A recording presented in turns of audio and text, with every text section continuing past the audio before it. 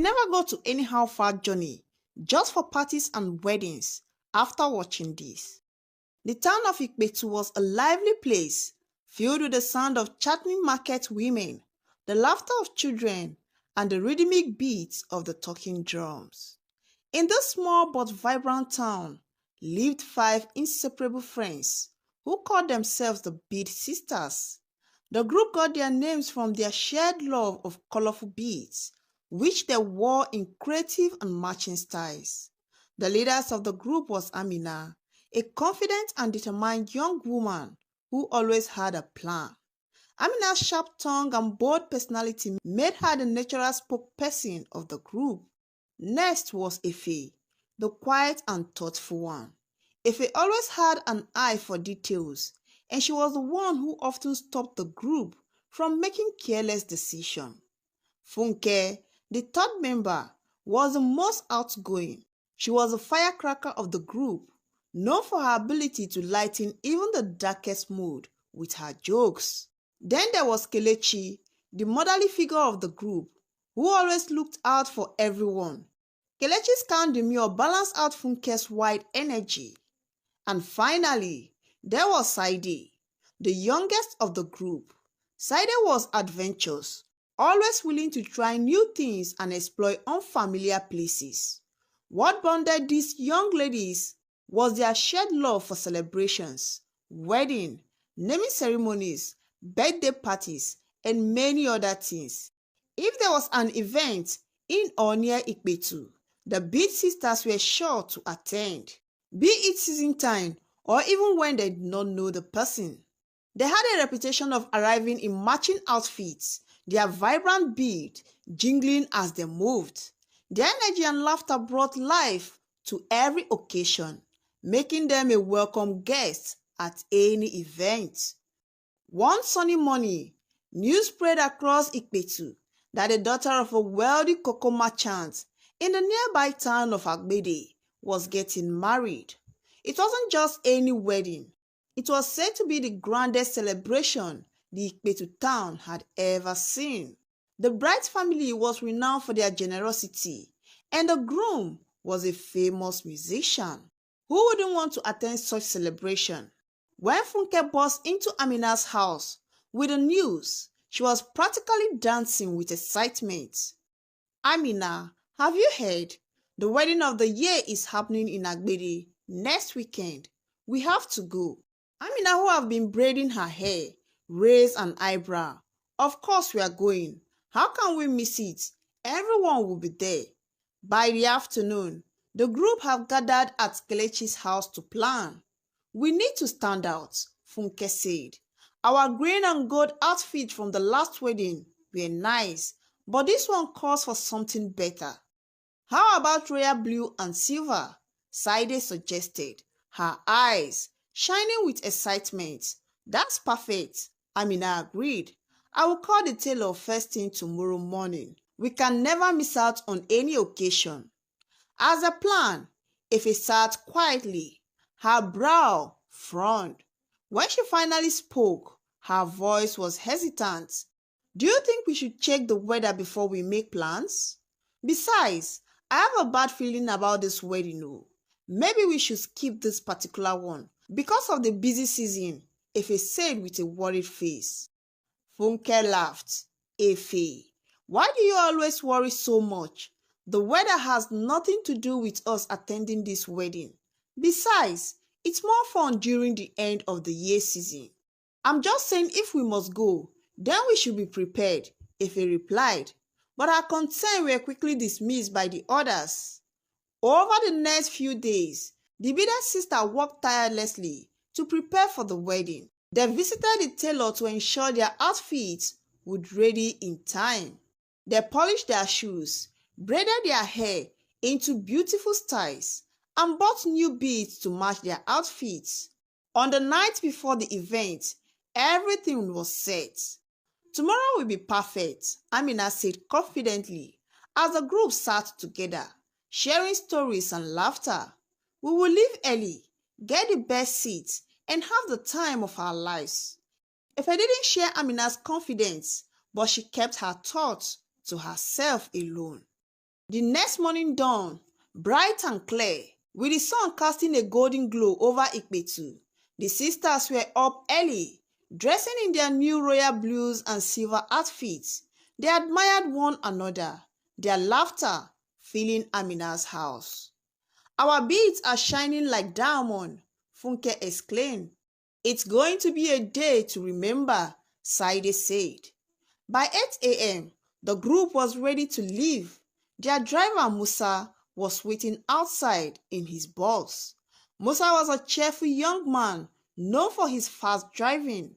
"Ladies, are you ready for an unforgettable journey?" he asked with a grin. "Always," Funke replied, and the others laughed as they climbed into the bus. As the bus pulled out of Ikpetu, the sisters sang and danced, their excitement bubbling over. The road of Agbede was long but fun, lined with tall palm trees and small villages. The journey from Ikpetu to Agbede started with more joy and excitement. The Bida sisters sat in the back of the bus, chatting loudly, their laughter raising above the horn of the engine. The road ahead seemed smooth and inviting, and the sisters, dressed in their stunning outfits, felt ready to make an unforgettable entrance at the wedding they knew nothing about. Musa, the young and lively driver, seemed just as eager to get them to their destination. He was known around Ikpetu for his fast driving, and although some people found it reckless, Musa always brushed off the criticism. "I have been driving since I was 12, he liked to boast.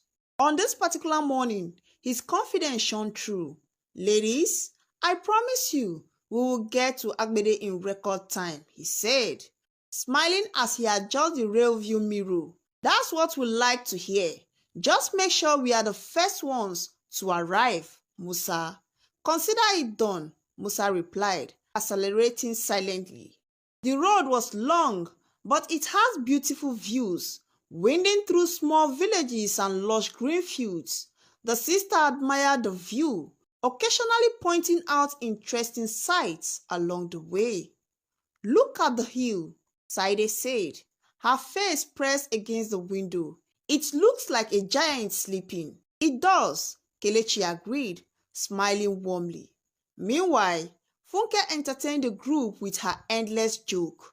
"Why did the goat refuse to cross the road?" she asked. "Why?"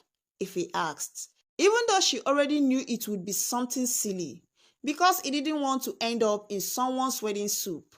Funke burst into laughter, and the other girls couldn't help but join in. The sisters were so engrossed in their fun that they hardly noticed when the sky began to change. What had started as a sunny morning was now giving way to dark, ominous cloud. "Musa, is it just me, or is the weather looking strange?" Ife asked, her voice filled with concern. "It's just a few clouds," Musa replied confidently. "We will be fine." Soon, the first drop of rain began to fall, quickly turning into a steady downpour. The sisters' laughter quieted as the visibility on the road decreased. Musa turned on the windshield wiper, but the rain was so heavy that it was difficult to see more than a few meters ahead. "Maybe we should slow down," Ife suggested. "Relax, Ife," Amina said. "Musa knows what he's doing." Musa nodded in agreement. "Don't worry, ladies. I've driven in worse conditions than this. Just sit back and enjoy the ride." But Ife couldn't shake the unease feeling growing in her chest. She glanced at the other sisters, wondering if they felt it too. But everyone seemed determined to stay upbeat. "Let's sing a song to pass the time," Funke suggested, her voice cutting through the tension. "Yes, let's sing," Kelechi agreed, eager to lighten the mood. The sisters began to sing a popular Yoruba song, their voices rising above the sound of the rain. Even Efe joined in, though her mind remained distracted by the weather. About halfway to Agbede, the bus approached a narrow bridge that crossed a small river. The rain had made the bridge slippery, and the water below was rising rapidly.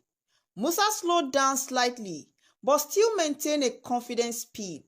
"Are you sure we should cross this bridge?" Saide asked, peering out of the window nervously. "We don't have a choice," Musa replied. "The other road would take hours, and we will miss the wedding." The bus carefully made its way onto the bridge, and for a moment, it seemed like they would cross without incident. But as they reached the middle, the vehicle skidded slightly. "Hold on tight," Musa shouted, gripping the steering wheel tightly. The sisters screamed as the bus swayed dangerously close to the edge of the bridge. Thankfully, Musa managed to regain control, and the vehicle continued across. "That was close," Kelechi said, her voice trembling. "Too close," Efe added, her heart pounding. After the bridge, the road began to climb into a hilly area. The rain showed no sign of letting up, and the wind had picked up, making it even harder for Musa to control the vehicle. As they rounded a bend, they saw a group of cattle blocking the road. The elder, an old man, who struggled to guide them out of the way. "Musa, slow down," Amina shouted. "I see them," Musa replied, pressing the brakes. But the road was too slippery. The bus skidded, spinning slightly before coming to a stop just inches away from the cattle. The sisters let out a collective sigh of relief, but their nerves were now on edge. "We should turn back," Efe said quietly. "What?" Amina exclaimed. "After coming this far? No way. We are almost there." "She's right," Funke added. "We have made it through the worst parts. Let's keep going." Efe wanted to argue, but she could see that the others were too determined to listen. As they drove on, the rain began to lighten, and the sisters' spirits started to lift again. They laughed and joked, trying to put the earlier scares behind them. But just as they were beginning to relax, they came across an old woman standing by the side of the road. She was dressed in a simple wrapper and carried a walking stick. She waved at the box, signaling for them to stop. Musa pulled over, and Amina rolled down the window. "Mama, do you need help?" she asked. The old woman shook her head slowly. "You must turn back," she said in deep, raspy voice. "Turn back?" Funke repeated, laughing nervously. "Mama, we are going to a wedding." The old woman's face remained serious. "The road ahead is dangerous. Turn back while you can." The sisters exchanged uneasy glances. "What do you mean? Dangerous?" Amina asked, trying to sound confident. "If you continue, you all will not return." For a moment, silence filled the bus. Efe was the first to speak. "Maybe we should listen to her." But Amina dismissed the warning with a wave of her hand. "She is just a superstitious old woman. Let's keep going." The others hesitated, but eventually agreed, and Musa started the engine again. As they drove away, Efe couldn't help but look back at the old woman. She stood in the rain, watching them, her expression unreadable.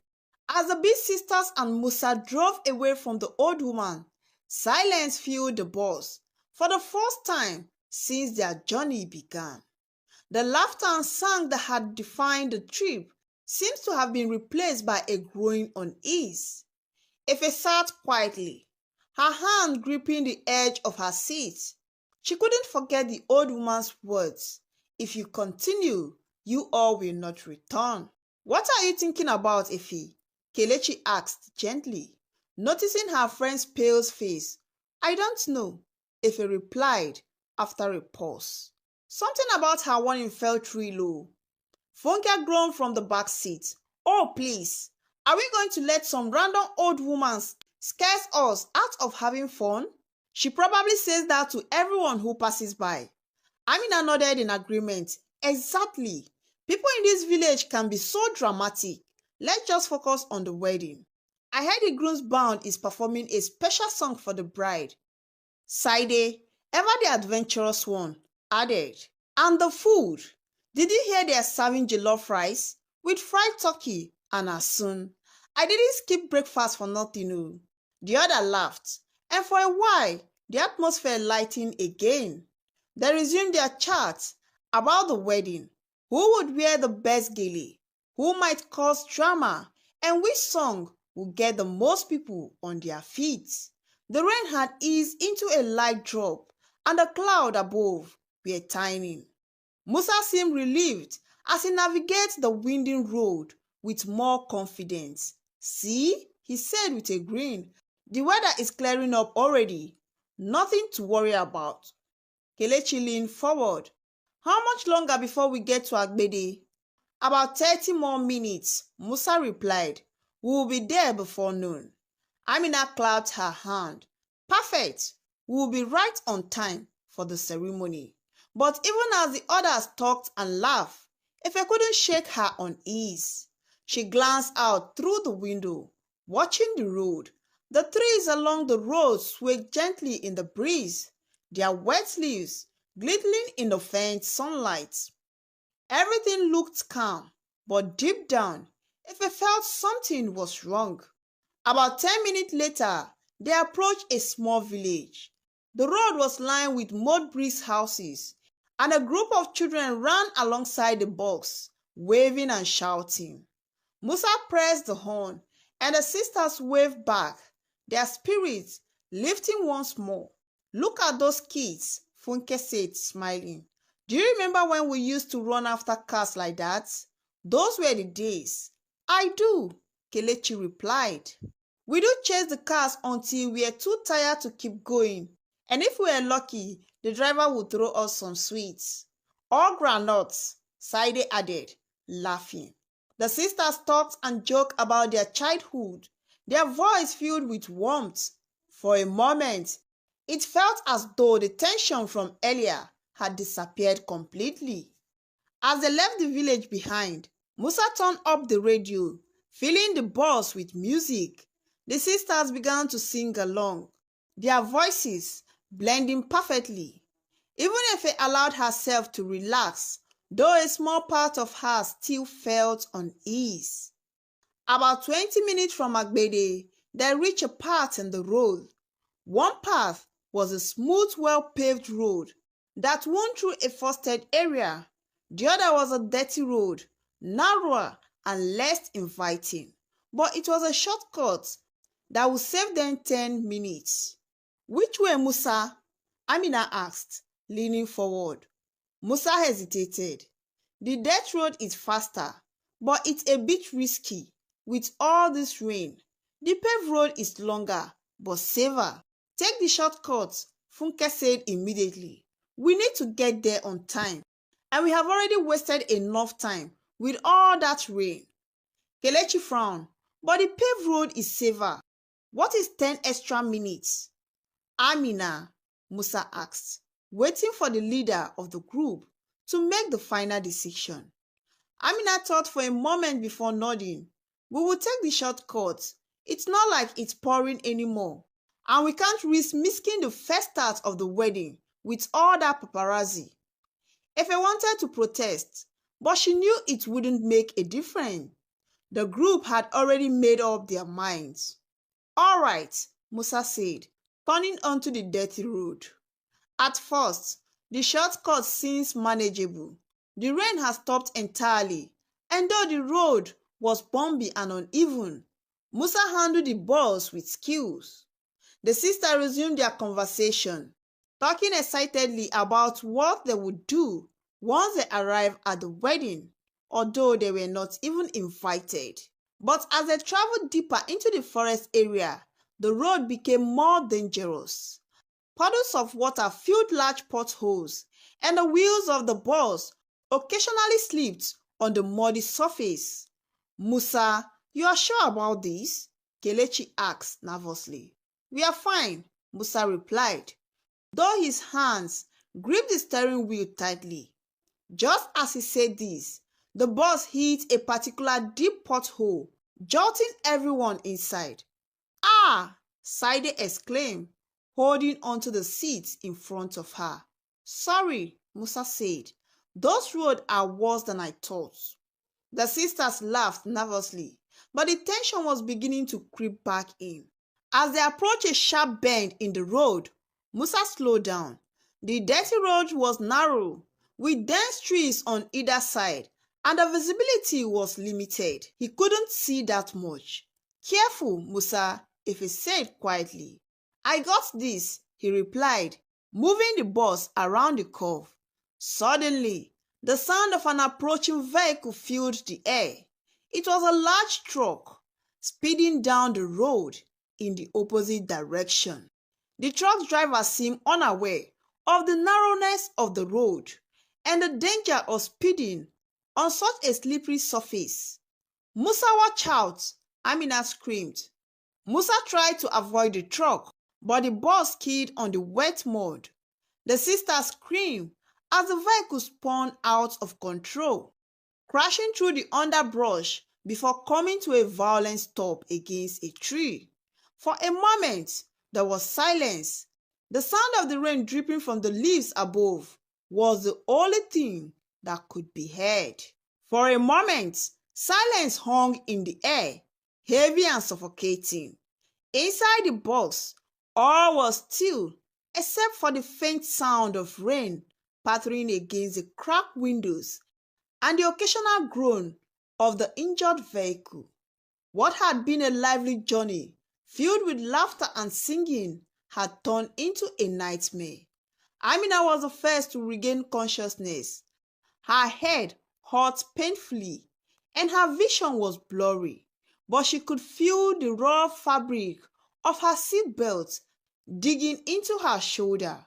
Her hand fumbled to unbuckle it as she blinked, trying to focus on her surroundings. "Musa," she cried out, her voice barely a whisper. No response. She looked to her left and saw Saide slumped over, her face pressed against the window. Amina reached out to shake her. "Saide, wake up." Saide let out a soft moan, her eyes fluttering open. What happened?" she murmured, winking as she touched her forehead, where a small gash was bleeding. "I think we have crashed," Amina replied, her voice trembling. "Are you okay?"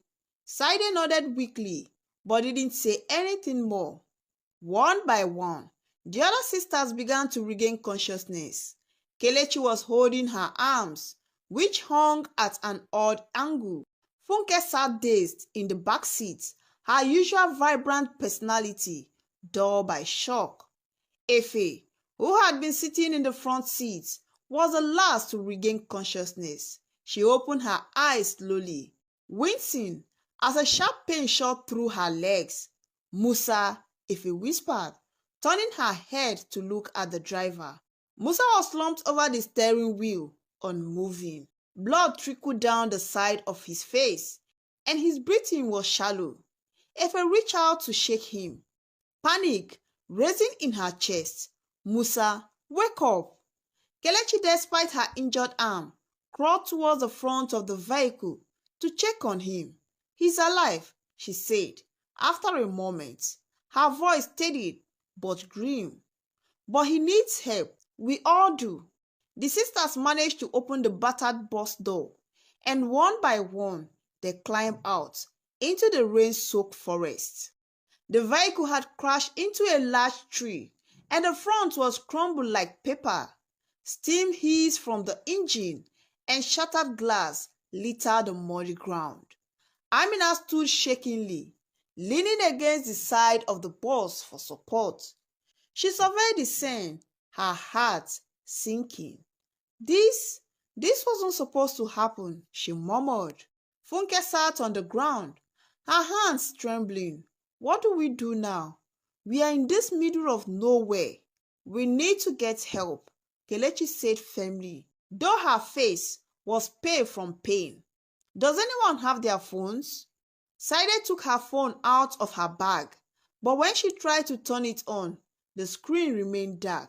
"It's dead," she said, her voice shaking. The others checked their phones, but the result was the same. The crash and the rain had damaged their devices. "Of course," Funke said bitterly. "The one time we actually need our phones, they are all dead. They are all crashed by this so-called accident." Efe looked down the muddy road, where the truck that had caused the accident had disappeared. "Maybe someone will pass by," she said quietly. "In this rain?" Amina replied. "We can't just sit here and wait. What if no one comes?" "So what do you suggest we do?" Funke snapped, her frustration bubbling over. Before Amina could respond, a rustling sound came from the trees nearby. Everyone froze, their eyes turning towards the noise. "Who is there?" Kelechi called out, her voice trembling slightly. A figure emerged from the shadow, a young man carrying a bundle of firewood. He looked as scared to see them as they were to see him. "What happened here?" he asked, his voice thick with a local accent. "Our bus crashed," Saide explained quickly. "Please, can you help us? Our driver is hurt, and we have no way to call for help. All our phones are damaged." The man nodded. "There is a small village not far from here. I can take you there, but we will need to move quickly before the rain starts again." With the young man's help, the sisters managed to carry Musa out of the bus.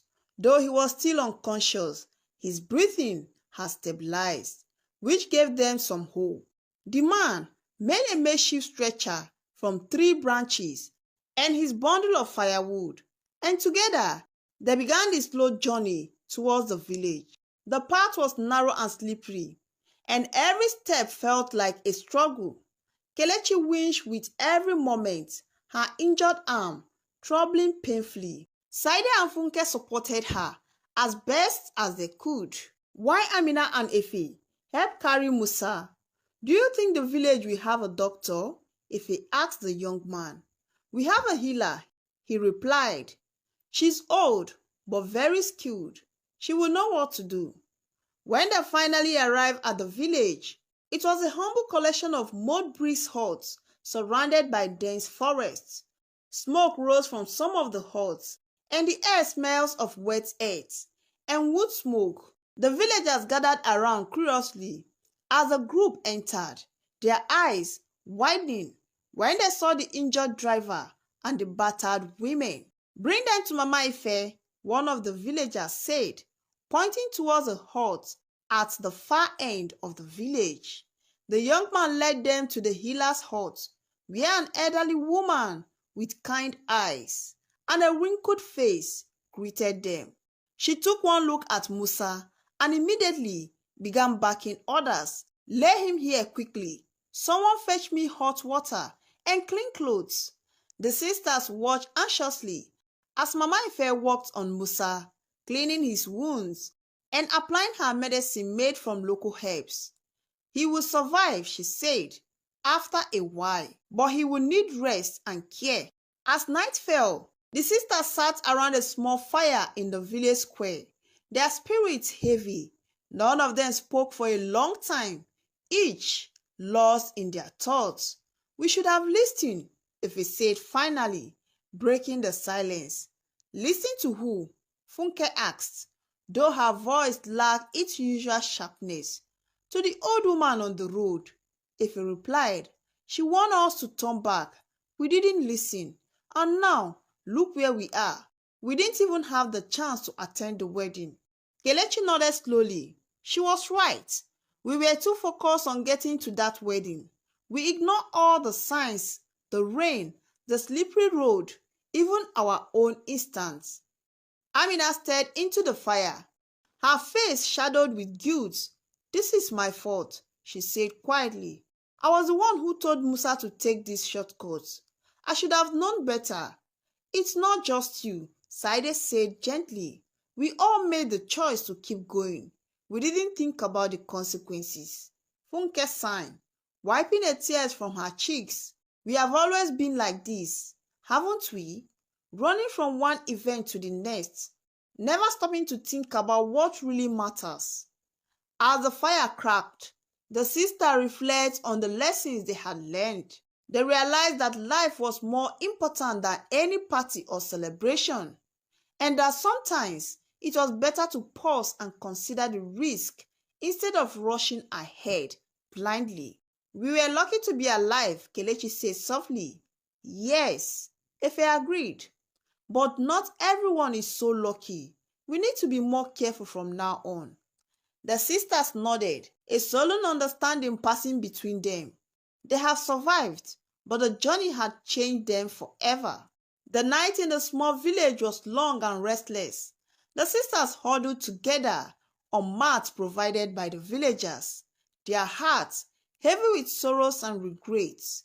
The sound of the healer's chant could be heard faintly from her hut as she worked tirelessly to stabilize Musa.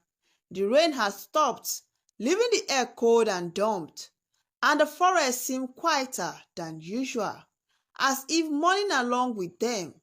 If I couldn't sleep, she stared at the dark ceiling of the hut, where they rested, replaying the events of the day over and over again in her mind. The old woman's warning, the laughter in the box, the sharp turn on the slippery road, they all felt like pieces of a nightmare she couldn't wake up from. Amina sat up beside her, sensing her friend's unease. You can't sleep either? Efe shook her head. I keep thinking about everything. How did we not see this coming? Why didn't we listen? Amina sighed deeply. I've been asking myself the same thing. We were so focused on having fun, on getting to that wedding, that we ignore all the warnings. It feels like we are being reckless, Efe whispered. The next morning, the village came alive with the sound of roosters crowing and women pounding yam in wooden mortars.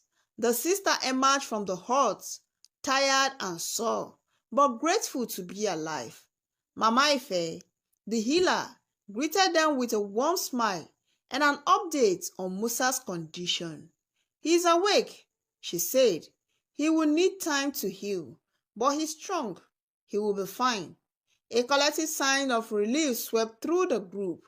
We owe you everything, Mama Ife, Kelechi said, bowing slightly in gratitude. The elderly woman waved her hand dismissively. Life is precious. When the spirit sends people to my door, it is my duty to help, but you must also learn from this. The path you were on was not just a road, it was a reflection of your choices. Her words lingered in the air, and the sisters knew she was right. The sisters spent the day helping the villagers as they waited for a mechanic to arrive from a nearby town to assess the damaged bus. They joined the women in the field, fetch waters from the stream, and even learned how to weave baskets. The simplicity of village life was humbling, and for the first time in a long while, they felt grounded. This is so different from what we are used to, Saide said, as she wove a basket alongside one of the village elders. It's peaceful, Efe added, her voice thoughtful. There is no rush, no pressure, just living. One of the village women, an elderly widow named Neka, overheard their conversation and smiled. Life isn't about rushing from one thing to the next, she said. It's about finding joy in small moments, in the people around you. The world is full of celebrations, but the greatest one is the gift of another day. The sisters exchanged glances, her words striking a chord in their hearts. By the end of the second day, the bus was repaired, and Musa, though still weak, insisted he could drive them back to Ikpetu. The villagers gathered to see them off, showering them with gifts of food and handmade crafts. Mama Ife approached the group, her wise eyes twinkling. You have been given a second chance. Use it wisely. Remember, the road is not just a place, it is a lesson. We will, Mama Ife, Amina promised, her voice steady. As the bus pulled away from the village, the sisters waved goodbye, their hearts full of gratitude. The journey back to Ikpetu was quiet, but it was a peaceful silence filled with reflection. Each sisters were lost in their thoughts, considering the changes they needed to make in their life. When they arrived home, the reality of what they had been through hit them fully. Their families embraced them with tears and relief, and the sisters took turn sharing the stories of their ordeal. "I'm just thankful you all are alive," if a mother said, holding her daughter tightly. Things like this remind us how fragile life is and how we should be careful, especially during the season time. In the weeks that followed, the bearded sisters began to change their ways. Amina, the group leader, decided to take a break from their constant event hopping. Instead, she spent more time with her family and volunteered at the local community, teaching young girls how to sew. Efe, who had always been the cautious one, started speaking up more, sharing her thoughts and feelings instead of keeping them bottled up. Kelechi, who had recovered from her arm injury, joined a road safety advocacy group, using her experience to educate others about the dangers of reckless driving. Saide, who had always been adventurous, began channeling her energy into creative projects, organizing local art exhibitions to bring people together in a meaningful way. Even Funke, who was known for her playful and carefree attitude, became more reflective. She started a blog where she shared life lessons and encouraged young women to think deeply about their choices and also not to hop from one party to another, especially when they are not invited. The accident became a turning point in their lives, reminding them that every decision carried consequences. The Bead Sisters, once known for their love for parties and events, became a symbol of resilience and growth in their community. They continued to stay close, but their bond was no longer just about having fun. It was about supporting each other and living with purpose. And though they never forget the tragedy of that fateful journey, they use it as a source of strength, a reminder to cherish every moment and to always listen to whispers of wisdoms that life offers along the way. This story teaches us to value life above all else, to listen to the warnings we receive, and to understand that sometimes slowing down is the best way to truly move forward. Life is precious, and every day is a gift to be treasured. So stop hoping from one occasion to the other, especially in a season like December. Thanks for watching, and don't forget to subscribe, like, and share this video for more interesting stories. Also tell us what you learned in the comment section below. Thank you.